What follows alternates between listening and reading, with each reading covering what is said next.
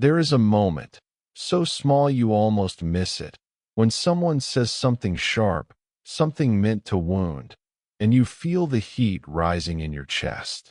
Your jaw tightens, your pulse shifts, and before you even think, you react. Words fire back. Silence turns heavy. A wall goes up.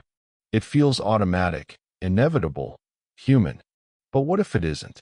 What if anger is not a reflex, but a choice we never realized we were making?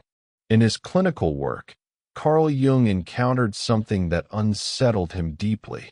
It wasn't rage that disturbed him. It wasn't neurosis, hysteria, or breakdown. It was the opposite. He observed individuals who seemed psychologically untouchable, people who did not flare up when insulted, who did not crumble under criticism, who did not bristle when provoked. They did not detach. They did not suppress. They simply remained unmoved. Jung described this condition as a kind of emotional impermeability, a state in which the behavior of others no longer dictated the internal climate of the self. And what troubled him was not that these people lacked emotion. It was that they possessed a level of emotional freedom most human beings never approach. One particular case stayed with him. A businessman in post-war Europe, successful, respected, and strangely disconcerting to those around him. Let us call him Heinrich. He did not seek therapy because he was suffering. He sought it because his composure unsettled others. Employees found him unnerving. Rivals could not provoke him. Even betrayal failed to ignite him. His wife once confessed an affair, expecting fury, devastation, or at least visible pain. Instead, he asked three measured questions. Was she fulfilled? Did she need something from him?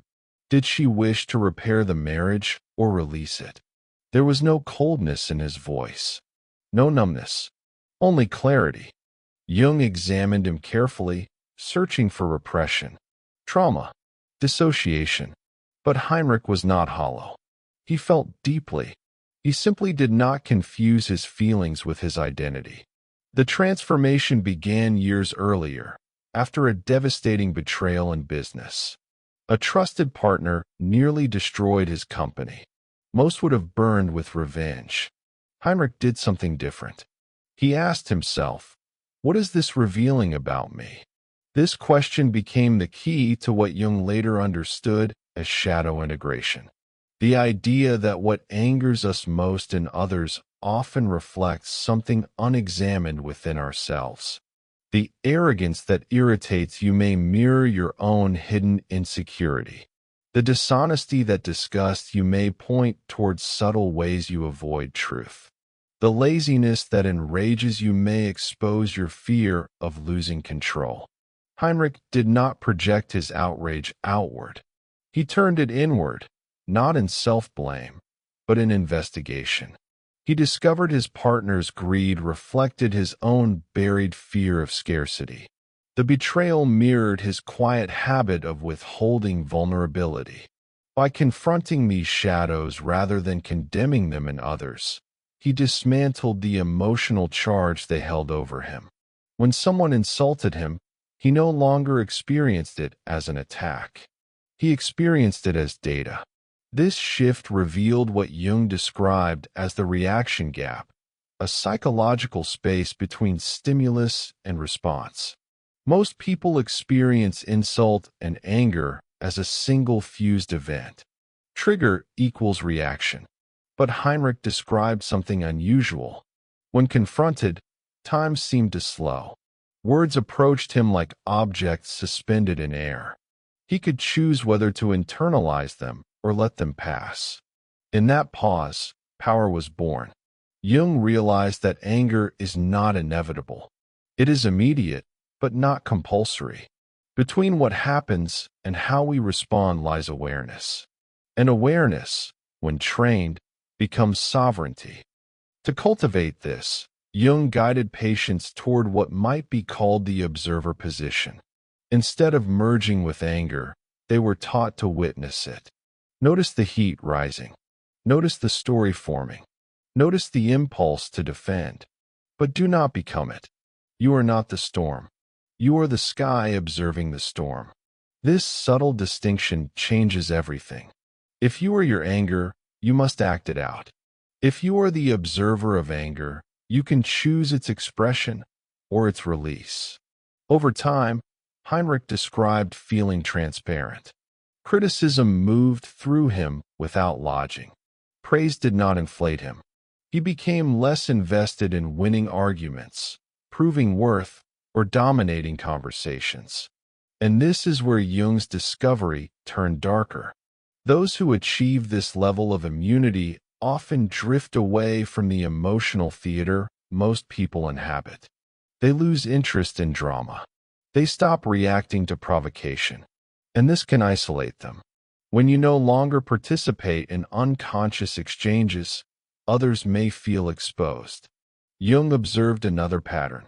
The emotionally reactive are often drawn to the emotionally stable. Those who cannot regulate themselves gravitate toward those who can. Heinrich noticed that the calmer he became, the harder some people tried to provoke him. His composure destabilized them. Because when someone refuses to mirror your chaos, you are left alone with it.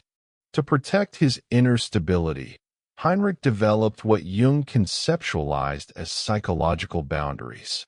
Not walls of cold detachment, but selective filters. He learned to distinguish between external events and internal permission. Words spoken by others remained external unless he granted them entry. He refined 3 inner fortifications. First, relevance. He absorbed only what aligned with growth. Noise remained noise. Second, ownership. He recognized that another person's anger belonged to them unless he chose to carry it. Third, identity. His sense of self no longer depended on external approval. This did not make him indifferent. It made him anchored.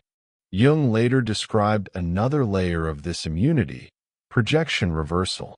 The insight that when someone attacks you, they are often revealing their own wounds. Accusations become confessions in disguise. Envy masquerades as criticism. Shame disguises itself as moral superiority. When a rival publicly condemned Heinrich as heartless, he felt curiosity rather than fury. What fear drove this? What insecurity hid beneath the accusation? Instead of defending his image, he examined the psychology of the attack. This realization dismantles personal offense. When you perceive aggression as an expression of pain, anger dissolves into understanding. But here lies the danger Jung noted.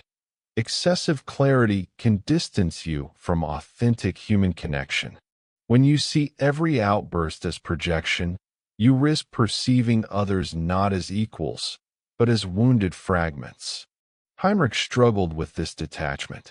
He felt like an adult in a room of children. Jung reminded him that immunity without compassion becomes superiority. True development requires maintaining empathy even when you are no longer emotionally entangled. Eventually, Heinrich's practice evolved into something deeper, what Jung might describe as emotional alchemy.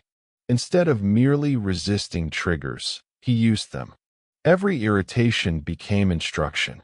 Every difficult encounter became refinement.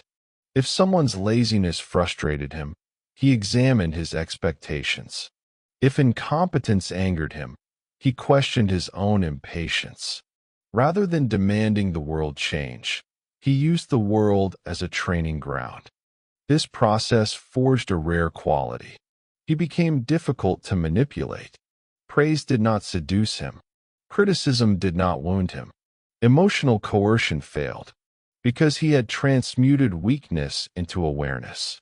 Yet Jung's final insight may be the most profound. The purpose of emotional immunity is not to become invulnerable. It is to remain open without being destabilized. The highest stage is not detachment, but what we might call compassionate strength. The ability to witness another's chaos without absorbing it. to feel deeply without drowning, to remain steady while offering presence. Heinrich eventually learned that immunity must serve connection, not isolation. When his wife expressed frustration, he listened fully, without defensiveness. When employees panicked, he steadied them without absorbing their fear. His calm became shelter rather than distance. This is the paradox Jung uncovered. True strength is not about what cannot touch you. It is about what can touch you without changing your center. Emotional impermeability is not coldness. It is clarity. It is the recognition that between stimulus and response lies authorship. That projection reveals more about the projector than the target. That boundaries protect peace. That every trigger hides a lesson. That the self you defend so fiercely may not be the self you truly are. And perhaps Jung's most unsettling discovery was this: the capacity for such psychological sovereignty exists in everyone. The question is not whether you are capable. The question is whether you are willing to confront your shadows, pause in the reaction gap, build your inner fortress, reverse projections, and transform conflict into growth. Because once you see the mechanism, you cannot unsee it. Once you witness the space between stimulus and response, you cannot return to automaticity without awareness. Every insult becomes optional. Every provocation becomes a choice. And in that choice, you reclaim something ancient. If this reflection unsettled you, sit with it. Notice the next time you are triggered. Observe the pause. Ask what it reveals. And if you find yourself drawn to these deeper layers of the mind, consider staying with us. Subscribe to Beyond the Twist. Engage with the ideas that challenge your automatic reactions. Continue exploring the psychology beneath the surface. Because the greatest transformation does not happen when the world stops provoking you. It happens when you no longer need it to.